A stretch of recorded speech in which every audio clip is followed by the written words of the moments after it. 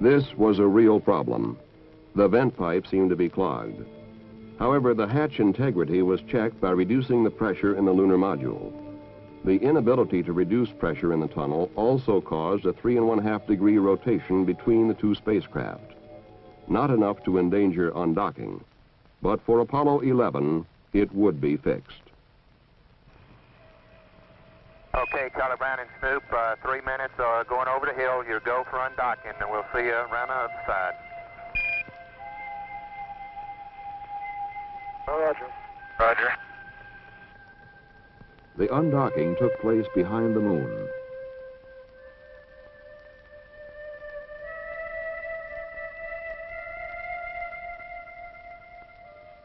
When contact was re-established, Snoopy and Charlie Brown were ready for the separation maneuver prior to descent. The word from John Young and Charlie Brown was, "You'll never know how big this thing gets when there ain't nobody in here but one guy. You'll never know how small it looks when you're as far away as we are." Hey, John, if you get a chance, you can turn on the radar transponder and we'll correlate the VHF ranging with it. Okay, my transponder is on. Transponder is on and the test switch is in operate. I should be getting a radar signal here and I sure don't. an electronic piece of radar equipment in the command module was not functioning. Without it, there would be no rendezvous and no low-orbit descent in the lunar module to the moon. In mission control and in the two spacecraft, switch positions and procedures were rechecked. For the descent and subsequent rendezvous were the heart of the Apollo 10 mission. From mission control, one last-ditch instruction was sent up. Roger, how about trying to recycle the power switch, Charlie Brown? In the command module, Young turned the switch off, then on again. Hey, that did it, you guys. It's on. Hey, and I got signal strength, though, buddy.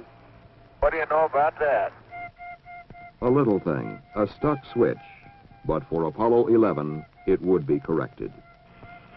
Okay, Jose, say adios, and we'll see you back in about 6 hours. Right. Have a good time while we're gone, babe. Yeah, don't get lonesome out there, John. And don't accept any TEI update.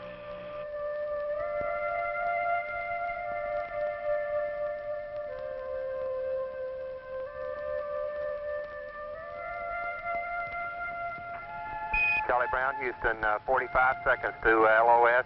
You're still go for DOI. DOI, Descent Orbit Insertion, would come about 180 degrees from landing site 2, the primary site for Apollo 11. According to the inexorable laws of celestial mechanics, this burn of the lunar module descent engine would put Stafford, Cernan, and Snoopy less than 10 miles above the site. Once more in mission control, they waited for word from the moon. Houston, Charlie Brown. They're down there among the rocks, mumbling about the boulders and things right now. 8 miles above the surface, 35,000 feet over the ancient hills. Then a communications problem. Contact with Snoopy was reestablished through Charlie Brown.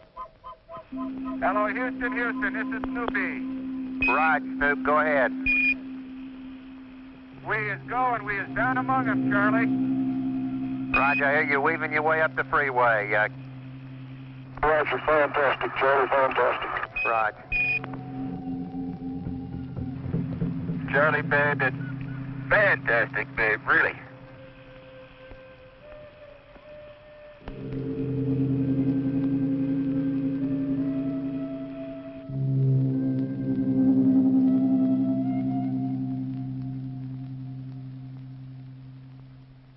We just can't believe what we're seeing. I tell you, Joe, this satellite of ours, this moon of ours, had a rough beginning somewhere back there.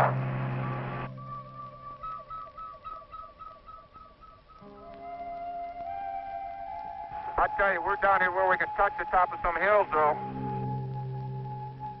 Then, one of the key aspects of the mission. Tom Stafford describes the landing site selected for Apollo 11. Okay, the approach end looks a lot smoother than some of the orbiter photos show. It's still estimate 25 to 30% a semi-clear area, so if the LEM has enough hover time, at least from what we can see at 50,000 feet, it should not be a problem. Or if you come down in the wrong area and you don't have the hover time, you're going to have to shove off. Now it was time to begin the rendezvous. On this first low orbit, they would make the initial burn to put Snoopy and Charlie Brown into the proper phase relationship for the coming maneuvers. Okay, we're burning, John. We're burning. Snoopy was now ready for the rendezvous sequence to be performed on the next orbit. Once more, they rounded the battered face of the moon.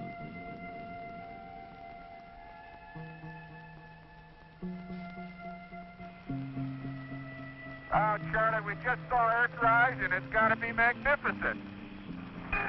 Charlie, I don't know how the big man must see things, but if his view is any better than ours, it's got to be fantastic.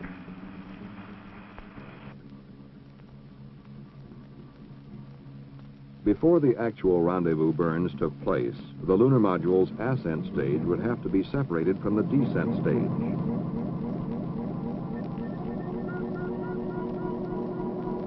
But during the separation, something went wrong. Snoopy began to roll rapidly. Get out of there, babe. That's that last attitude.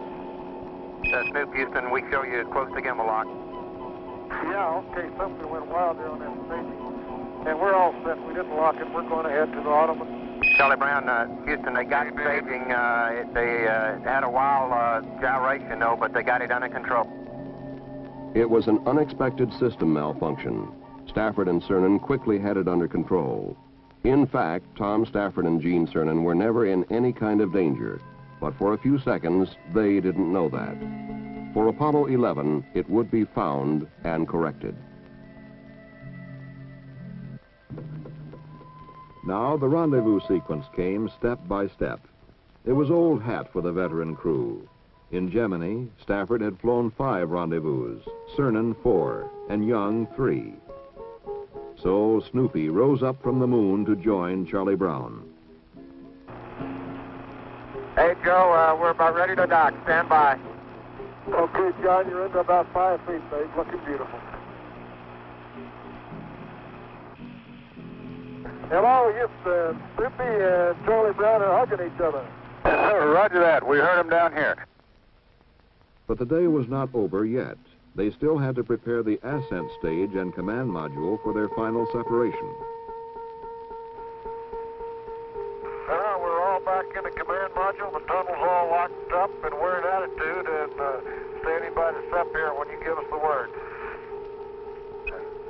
We can go ahead and separate now, Charlie Brown. Okay, Houston, we'll give you a countdown. We're all set to go for SEP. Give you a 5 count. 4, 3, 2, 1, fire. Dan, when he leaves, he leaves. Yeah, it was right into the sun, babe. Right into the sun.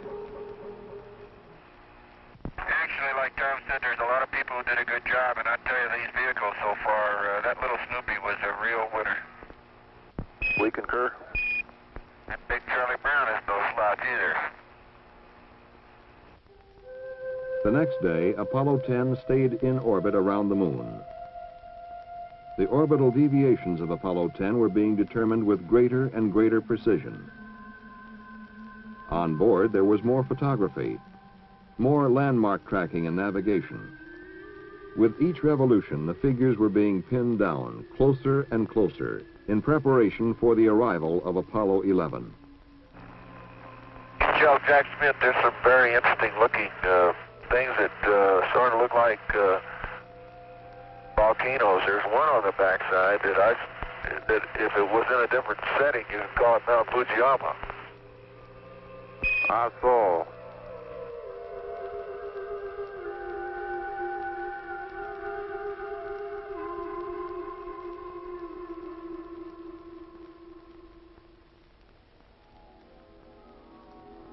But now it was time to head home to Earth. Trans-Earth injection. the one burn of the mission that absolutely had to work.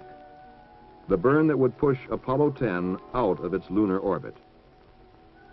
Everything looks good for TEI. Roger, we're go here, and we'll see on the way home. Again, this most critical of all maneuvers would take place behind the moon, cut off from earthly contact.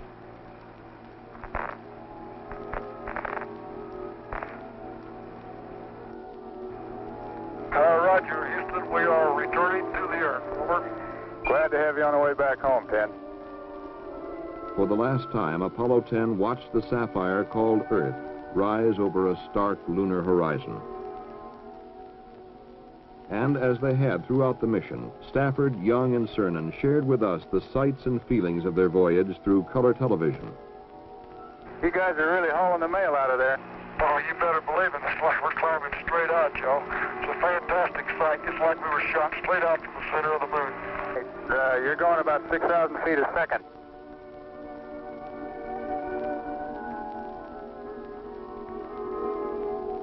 As the crew of Apollo 10 hurtled earthward, they decided to perform one more test. A test not in the original objectives of the mission, but a test that would solve a problem that had baffled space engineers for years. Somebody finally came up with the idea of using a razor and brushless shaving cream. That's amazing, 10. Absolutely. That's what the space age does for you. I tell you, Charlie, that's one of the most refreshing things that's happened in the last couple of days. That was really great. You guys really look good.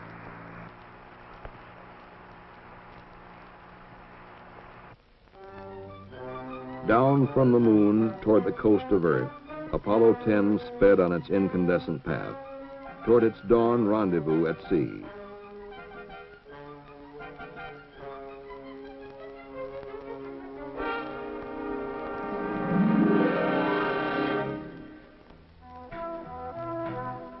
Problems had been met, faced, and solved, for that was the mission of Apollo 10, to sort out the unknowns and pave the way.